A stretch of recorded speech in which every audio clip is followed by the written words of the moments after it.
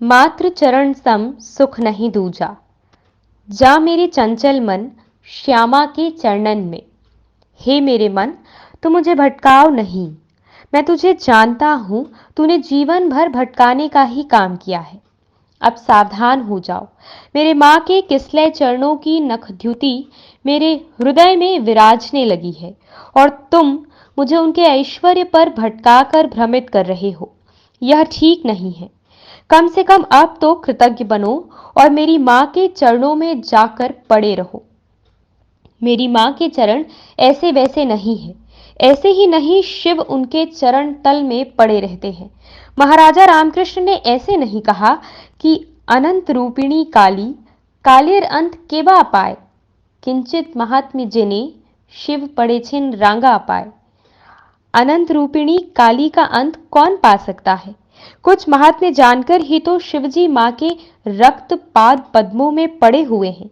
ऐसे ही नहीं सुर नर मुनि उनके चरणों की वंदना करते हैं। इन चरणों की महिमा बड़ी महान और विलक्ष है। मां के ये वही चरण हैं जो भगवान शिव के वक्ष पर सुशोभित हैं। कहा जाता है कि शक्ति बिना शिव शव हो जाते हैं। यहां भगवान शिव ने सहर्ष मां के चरणों को अपने हृदय में धारण किया है।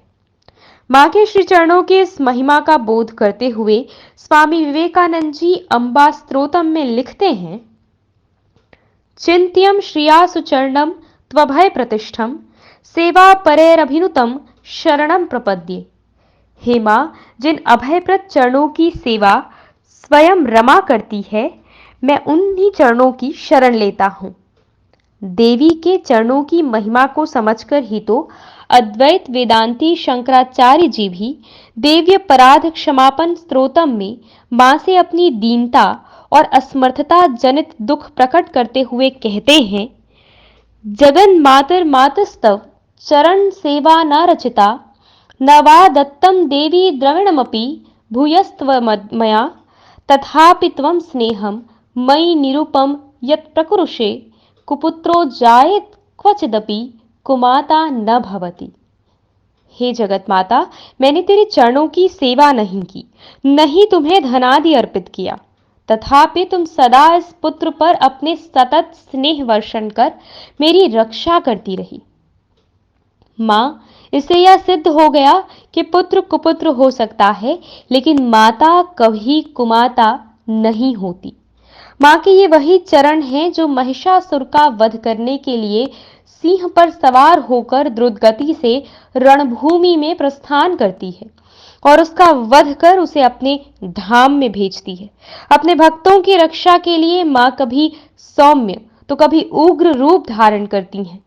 देवासुर संग्राम में मां देवों की रक्षा हेतु काली रूप भी धारण करती हैं और राक्षस निकर का विनाश करती हैं। श्री महिषासुर मर्दिनी स्तोत्रम में भक्त मां से प्रार्थना करता है, हे माता, तेरे चरणों की कृपा से परम पद की प्राप्ति होती है। हे मां, अब ऐसी कृपा करो कि मैं तेरी चरणों में ही शरणागत हूं, इत्यादि। पद कमलम करुणानिलये वरीवस्यति यो अनुदिनं सुशिवे, अयि कमले कमलानिलये कमलानिलयः स कथं न भवेत्। तव पदमेव परम पदमित्यशीलयतो मम किं न शिवे। जय जय हे महिषासुरमर्दिनी रम्य कपर्दिनी शैलसुते। तव चरणं शरणं करवाणि मृडानि सदा मयि देहि शिवम। जय जय हे महिषासुरमर्दिनी रम्य कपर्दिनी शैलसुते। स्वामी ब्रह्मानंद जी आकुल प्रार्थना करते हुए कहते हैं, दुर्गति नाशिनी शुंभ का वध करने वाली मां दुर्गा महारानी, मैं तुम्हारे चरण में आया हूं। मेरे संसार भय का नाश कर दो। जय दुर्गे दुर्गति परिहारिणी शुंभ विदारिणी मात भवानी, ब्रह्मानंद चरण में आए भव भय नाश करो महारानी। एक अद्भुत घटना है। तुलसीदास जी भावराज्य में एक दिन मां सीता जी से प्रार्थना करते हैं, मां, जब प्रभु श्री राम शांत एकांत हो तब बस इतनी सी हमारी एक बात कुछ करुण प्रसंग चलाकर कह दीजिएगा। कबहुँ अब अवसर पाई, घेरियो सुधी पाई कछु करुण कथा चलाई, सुनत राम कृपालु की मेरी बिगड़ियो बनी जाई। तुलसी बाबा भी अपनी बात दुर्गा स्वरूपिणी जग जननी सीता जी से कहलवा रहे हैं। यहाँ तक कि भगवान श्री राम के चरणों में प्रेम हो, उन्होंने यह वरदान भी मां से ही मांगा था। रघुपति पद परम प्रेम, तुलसी यह अचल नेम, देहु है प्रसन्न पाही प्रणत पालिका। ऐसी महिमा है मेरी मां के चरणों की कि बड़े यति योगी वैरागी जब अपनी साधना से उन्हें नहीं पाते, तब उनकी चरणों की याचना करते हैं। जैसे भक्त फटिक चंद्र गंगोपाध्याय ने कहा, मां, योगी ऋषि ध्यान कर करके आज तक तेरी लीला को नहीं जान पाए, इसीलिए हे अभया, मेरे हृदय में अपने अभय चरणों को रखना। जोगी ऋषि तोमार लीला पायना, आजो ध्यानेर माझे, अभयार तोर चरण छाया, राखिश आमार हृदय माझे।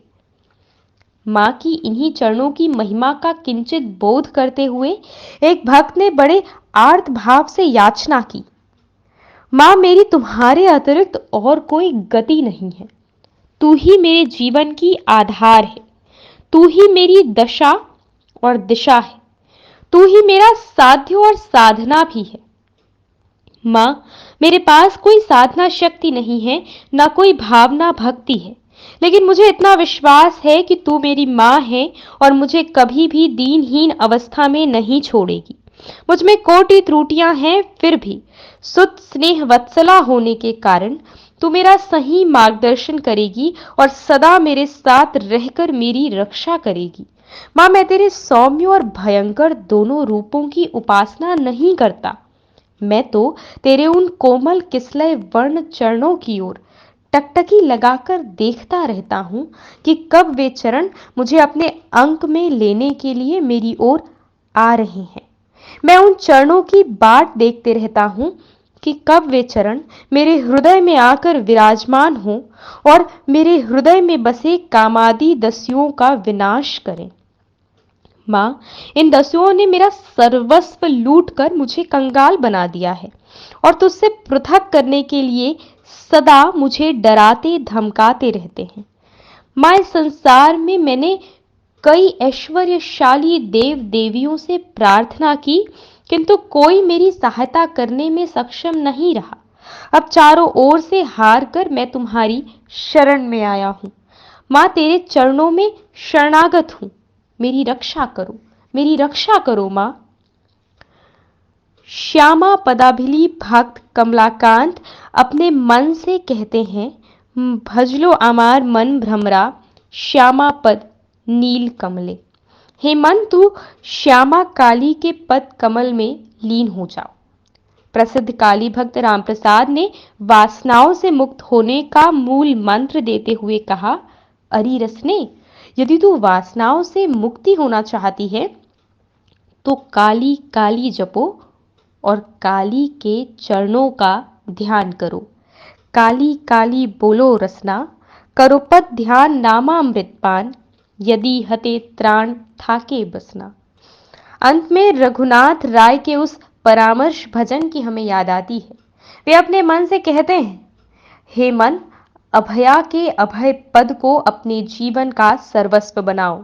उस आदि भूता सनातनी देवी के चरणों का ध्यान करो, तुम्हारे सभी भव भय दूर हो जाएंगे।